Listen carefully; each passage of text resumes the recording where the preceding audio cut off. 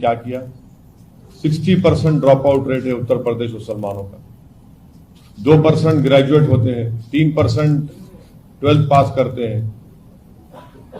और प्रधानमंत्री ग्रामीण आवास योजना में 2017 का, मैं आपका 2017-18 का फिगर दे रहा हूं, कितने घर दिए मुसलमानों को आपने? 10 दिए। पूरे उत्तर प्रदेश को आए कितने? 6 लाख के ऊपर।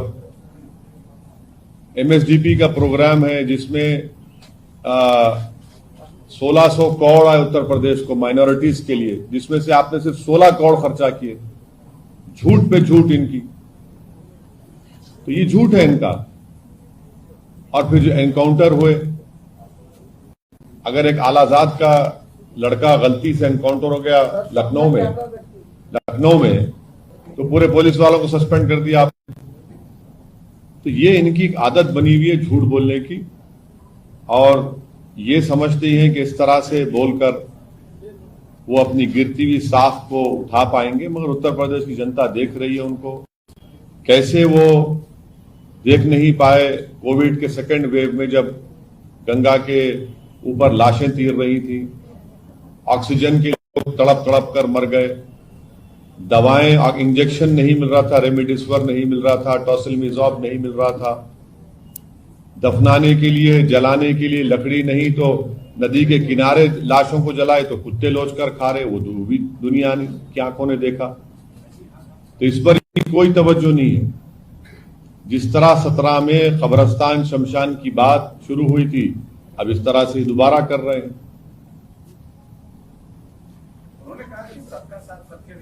तो मैंने आपको पूरा डेटा दे दिया, तो उसमें आपके दूसरे सवाल का भी जवाब है।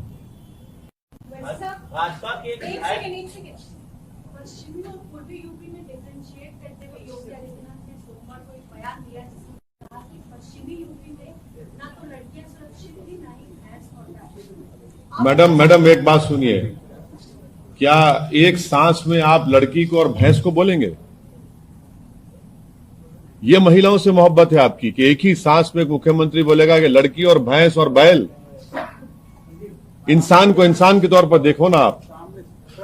ये इनकी मानसिकता है, इनका माइंडसेट है, ये इनका माइंडसेट है। अब माइक छोड़िए, हमारी आवाज अच्छी है। हाँ। तो ये क्या एक ही सांस में कह रहे हैं महिला और बैल और भैंस? क्या बात है ये? एक मुख्यमंत्री रहकर आपको इस तरह की जबान इस्तेमाल करेंगे आप? ये आप लोगों की महिलाओं के लिए इज्जत है आपकी? बिल्कुल गलत है। हम इनके इस तरह के बयान को बिल्कुल हम कंडेम करते हैं। हरिभूषण बचौल हैं जो बीजेपी के विधायक हैं, कहाँ के? कहते हैं कि आप जिन्ना का दूसरा रूप। कहाँ के हैं वो? बिहार के मधुबनी से हैं, के विधायक। अच्छा, अब वो अडवाणी जाकर क्या लिखे थे जिन्ना की खबर पे? असदुद्दीन ओवैसी का नाम लिख कर आए थे। क्या लिखे थे जिन्ना की खबर पर जाकर? पढ़ के सुनाए आपको हम उनको। ये लोग जाहिल लोग हैं, पढ़ते नहीं है। अडवाणी ने जाकर जिन्ना की तारीफ कर दी। हम यहां पर हैं तो जिन्ना के पैगाम को रिजेक्ट किए, टू नेशन थियरी को रिजेक्ट किए, तो यहां पर है। तो इनको हर आदमी इनको वही लगता है जो माइनॉरिटी एम्पावरमेंट की बात करता है, तो इनको वही लगता है, बस वही पुराना कैसे चलाते हैं। आपको उन्होंने कहा कि आप तालिबानी सोच के हैं और आपको अफगानिस्तान चला जाना चाहिए। आपकी पार्टी यूपी में भी चुनाव, आपने देखा था कौन, जब एयरक्राफ्ट हाईजैक हुआ था तो कौन मुल्ला उमर को लाके छोड़ा? वैसे ही लाके छोड़ा वो नहीं। एक मिनट नहीं, वो जो कौन लेकर गया था यहां से टेररिस्ट को, लेकर गए थे, ले जाकर प्लेन में ले जाकर तालिबान के पास ले जाकर छोड़कर आए। अच्छा, दूसरी बात,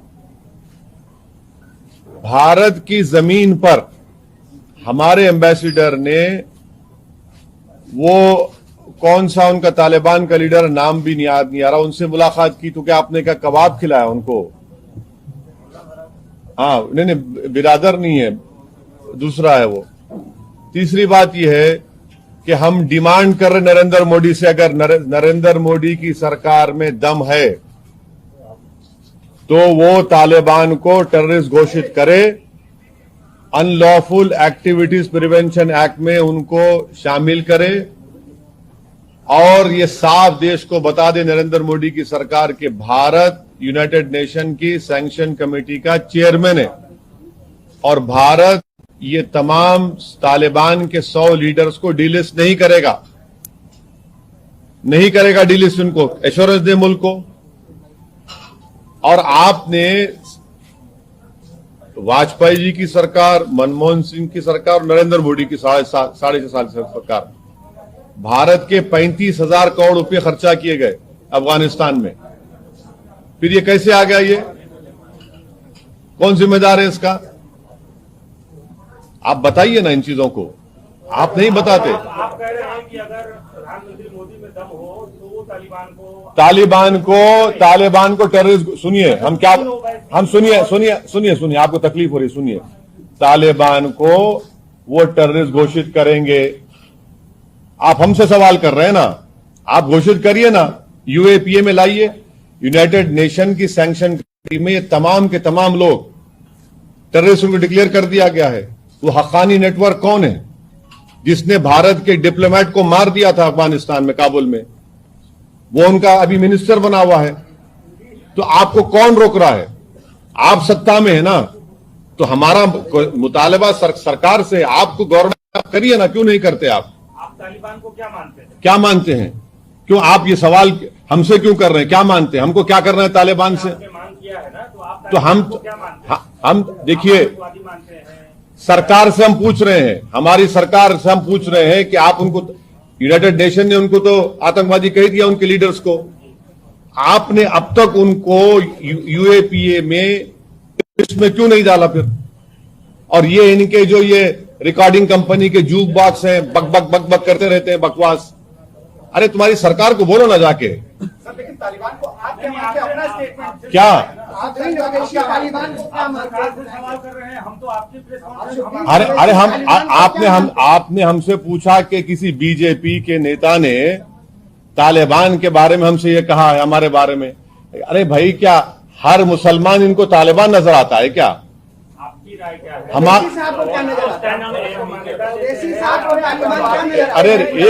अरे आप लोग इस तरह से जर्नलिस्ट लिंचिंग नहीं करते, सवालात करिए, एक के बाद एक करिए। हम बैठे हैं ना, भाग कहाँ रहे हैं? सवाल एक ही है, सबका सवाल एक ही है। प्रधानमंत्री ओवैसी साहब या आपकी पार्टी तालिबान को मान्यता देती है या फिर आप तालिबान को क्या मानते हैं? तालिबान को हम शुरू से कह रहे हैं, 2013 से मैंने पार्लियामेंट में स्पीच कहा, 2015 में कहा, 2016 में कहा, और 2000 जब ये CAA का बिल पास हुआ था, मैंने कहा ये बहुत बड़ी स्ट्रेटेजिक गलती कर रहे हैं आप। तालिबान आएगा, आप इसको CAA के कानून को आप रिलीजियस न्यूट्रल बनाइए। और बनाने क्या स्पीच सुनिए जाकर पार्लियामेंट में हमारी, हमने कहा कि कल आपको ताजिक को, हजारा को, उज्बेक को, तुर्कमेन को आप भारत में सिटीजनशिप दे पाएंगे? अफगानिस्तान में आ रहे हैं वो लोग। आपने अपना स्ट्रेटेजिक बहुत बड़ा ब्लंडर कर दिया वहां पर। ये आपने क्या? अरे ये देखिए, तालिबान से असदुद्दीन ओवैसी को क्या करना है? क्या करना है हमको? आपके दिमाग में बात आती भी क्यों है? आप क्यों शक करते हैं हम पर? इस तरह का सवाल करना आपका शक नहीं, आपका शक करना है, बिल्कुल शक करना है आपका, बिल्कुल। मैं एक सुनिए, कोई नजरिया, हमारा नजरिया संविधान, हमारा अरे नजरिया संविधान क्या है हमारा?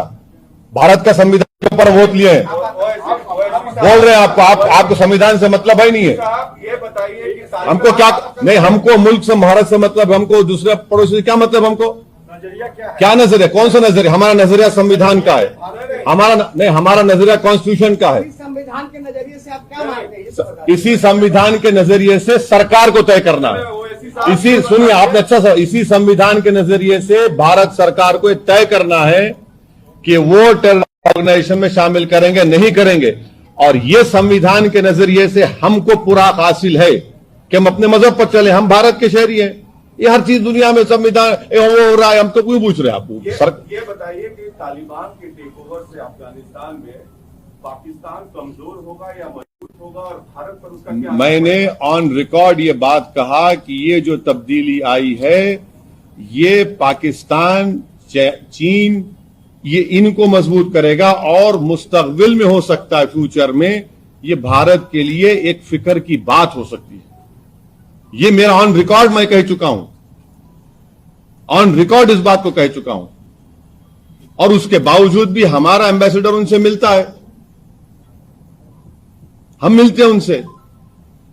और जो लोग भारत की एम्बेसी में काम करे थे अफगानी, उनको क्या लाए हमने? छोड़ दिया हमने उनको वहां पर, छोड़ दिया हमने उनको वहां पर। 4-4 हमारे कॉन्सुलेट थे, एक एम्बेसी हमारी थी वहां पर। हर साल 900 अफगानी को 800 अफगानी को हम लाकर यहां पढ़ाते थे भारत में। 16,000 अफगानियों को हमने तालीम दिलाई, पढ़ाया, लिखाया, काबिल बनाया। अब क्या पोजीशन है हमारा बताइए वहां पर? हमने छाबार पोर्ट को डेवलप किया ईरान से ट्रेड करने के लिए। यही तो हम जानना चाह रहे हैं ना। और ये बातें पूरी हमने ऑल पार्टी मीटिंग में भी कही थी। पूछ लीजिए अब भारत सरकार से, ये सवालात हमने उठाए वहां पर। बोलिए क्या करेंगे आप?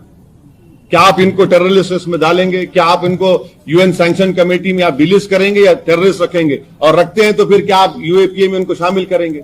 और अगर नहीं करते तो अपने बीजेपी के लोग जो बकवास कर रहे हैं उनको रुकाइए। यहां पर यह सवाल उठता है ना, तो सरकार से हर आदमी जाके बोल रहा है, जो इनके खिलाफ है उसको खड़े होकर शुरू हो जाते हैं। आपकी पार्टी के नेता बिहार में फिलिस्तीन और इजराइल पे बयान दे सकते हैं और आप राष्ट्रीय नेता हैं, आप कह रहे हैं सुनिए, आपने कभी पढ़ा महात्मा गांधी ने क्या कहा फलस्तीन के बारे में? आपने पढ़ा कभी? नहीं, सुनिए। अच्छा, अरे जवाब, अरे भाई आपको इतना दर्द क्यों रहा है पेट में? सुन तो लीजिए ना, सवाल आपका बहस करना चाहे तो आ जाइए, डिबेट कर लेते हैं। आप जर्नलिस्ट से सवाल किए ना, जवाब सुनिए ना। हमको नहीं होता है, हमको नहीं होता है, हमको नहीं होता, हम बहुत मोटी चमड़ी के होता है। सुनिए, सवाल करिए, जवाब भी सुनिए। नेताओं का काम जवाब देना है और आपका काम सुनना है पत्रकारों का, बहस से करना नहीं है। यूनाइटेड नेशन के रेजोल्यूशन है फलस्तीन के ऊपर कि इजराइल से वहां पर है ही नहीं है। यूनाइटेड नेशन का भारत हमेशा से फलस्तीन को तायद किया नहीं किया, इसमें उसमें फर्क है ही नहीं है।